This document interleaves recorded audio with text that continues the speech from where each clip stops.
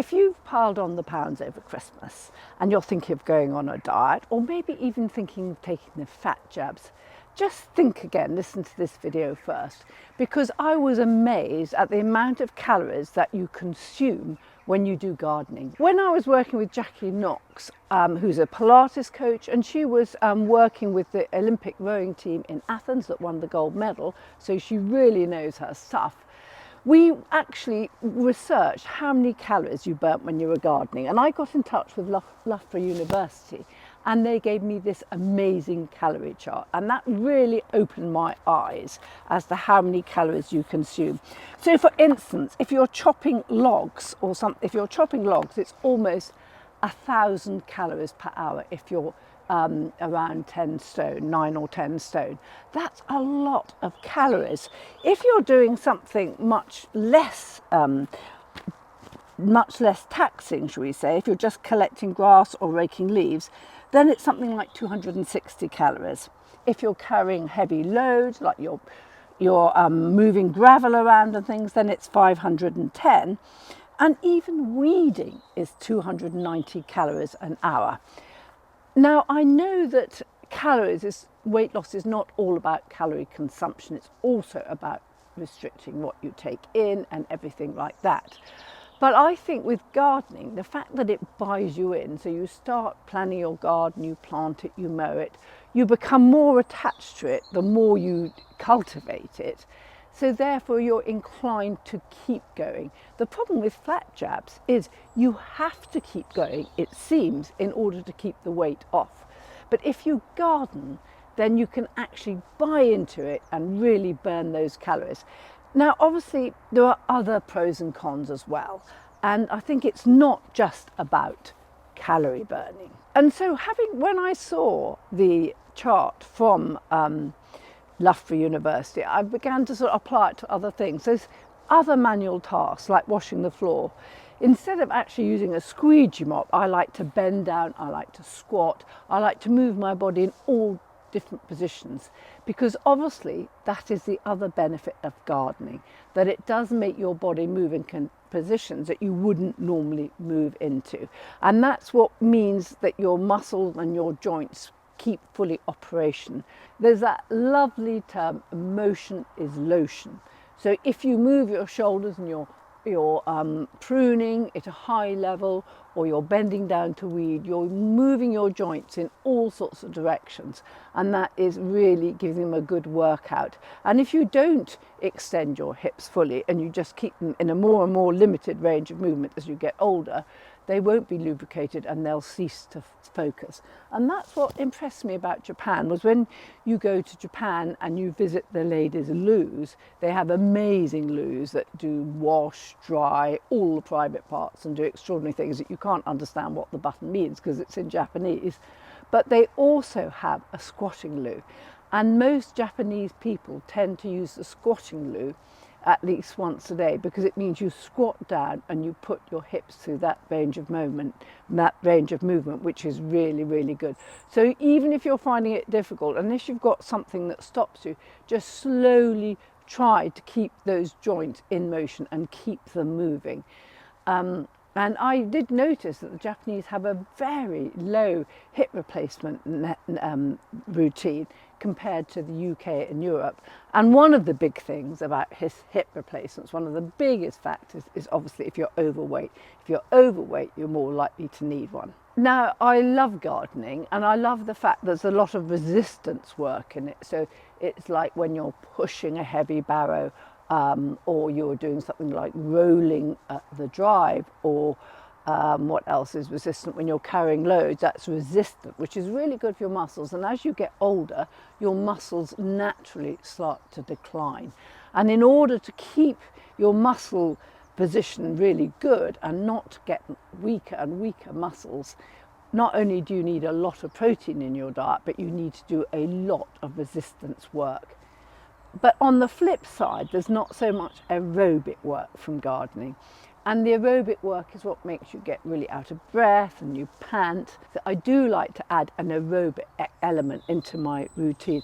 I like to either cycle or run up the stairs a few times, or use a cross trainer, which I love because that can really get you going. So make sure that you try and get a good balance of aerobic work into your routine as well. We all get really stiff as we get old, and you notice it, and so we've got to keep those joints moving, and that's why I think gardening is brilliant for it, because you can squat when you weed, you can stand, you can bend, you can get yourself in the extraordinary range of positions. So you're keeping your joints lubricated by keeping them moving. Just remember that. Think always when you're doing something to try and keep your body moving in as many different positions as you can without looking totally ridiculous. Now, a lot of gardeners have bad backs, and I think that's because they haven't quite appreciated the importance of their core muscles. And when I first met Jackie, I'd had a bad back for years. I had the first, what they call a slip disc, when I was 12. I just woke up with it and I couldn't move. And my mother said, oh, well, that's just down to the family. We've got long backs, and so we'll always have back problems. I met Jackie. She told me all about core muscles. And when I'd identified my core muscles, then I knew how to tone them. And I think a good way to identify your core muscles is just to imagine you're putting on a very tight pair of jeans and you're trying to do up the zip and you're pulling in your core. You do that involuntarily when you're pulling on a tight pair of jeans. Go right up, and that is really engaging your core muscles. And now I've realized what they are. I then found that the foam roller was really good. I've got a cylindrical foam roller, which is a whole cylinder shape, and I lie on it and I do my arm openings. I used to do it all the time just to get them going. Now I find whatever I do, I engage my core muscles almost as an involuntary action. So when I'm even lifting up a heavy kettle, I'll engage my core muscles. And what it is it just stabilizes your core, and then when you're doing things with your arms, you are protecting your spine and stabilizing your core. So whenever I'm working on the cross trainer or the cycle, I can feel my core muscles really engaged. And it's important for your posture as well. It keeps you straight, it stops you stooping.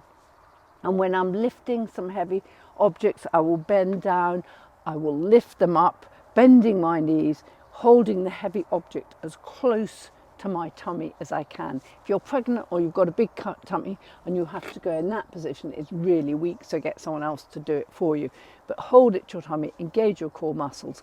And when you're going to put the heavy item down, don't twist your spine because that's weak, but move your feet so that you turn your body with it. And little things like that will really protect your back.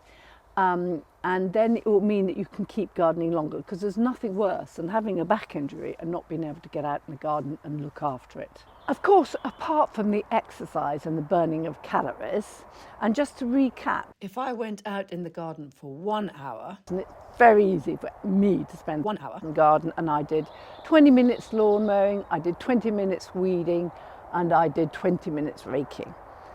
That would amount to the same amount of calories if I spent 20 minutes in the gym full on. That's on the exercise machines, maybe the cross trainer, the cycling and the weights.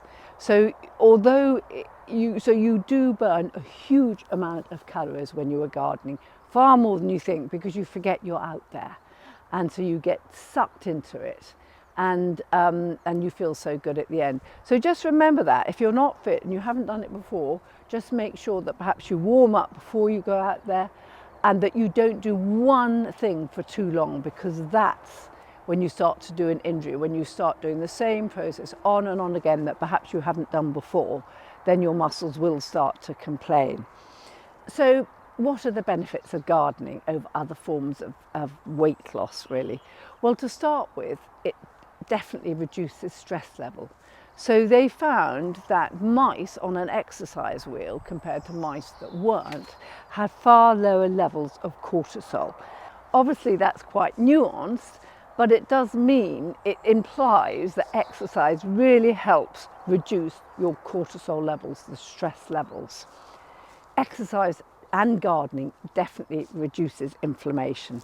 And I think that is a fantastic thing, because inflammation problems when your body produces reactions, inflammation to something, maybe stress, maybe some other thing, maybe a virus, that low level long-term inflammation is really damaging.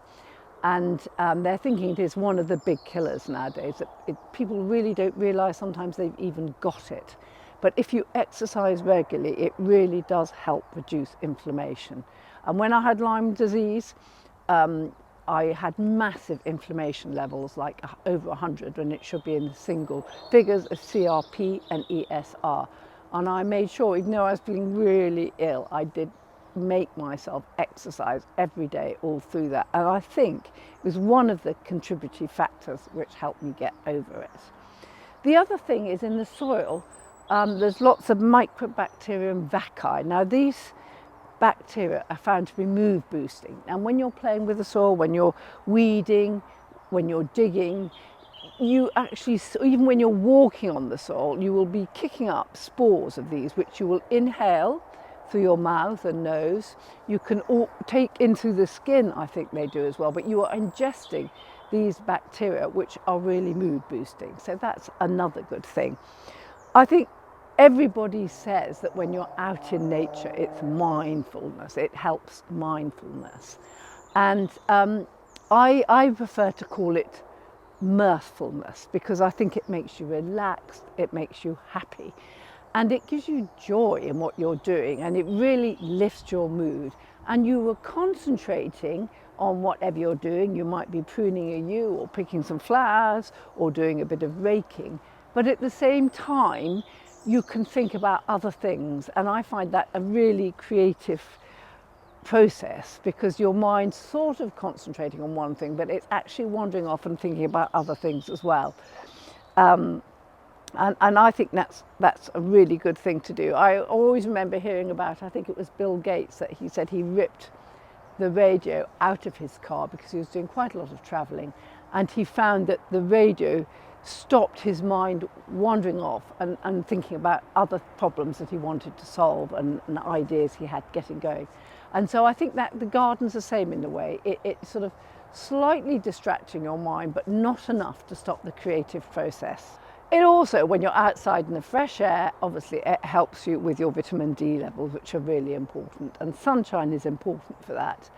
And even in the winter, you know, if you don't get up much, you do need to try and get some fresh air and daylight to get your vitamin D levels up to what they should be. My son's a doctor, and this was one of the first things he came home with when he was studying, and saying, you know, it's really important, you must take vitamin D supplements if you are not out in the garden and out in the fresh air a lot. And I have done ever since then. When I'm in the garden, I also like to try and engage my vagus nerve at times. Now, the vagus nerve is part of the parasympathetic nervous system, and it helps you calm down. And normally we will breathe at something like 12 breaths a minute. But if you can deepen your breaths and slow them to something like 8, 6 or 4 per minute, and I tend to go for 6, taking in deep breaths through my nose, filling up my rib cage, and then expelling it. And you don't need to do it for very long, but it really triggers your vagus nerve and helps you calm down. And I often do this before a gardener's question time program, when I'm sort of anxious, am I going to be able to answer the questions and all that sort of thing. Now, the vagus nerve, like any muscle, as we get older, it's not so efficient, not so effective.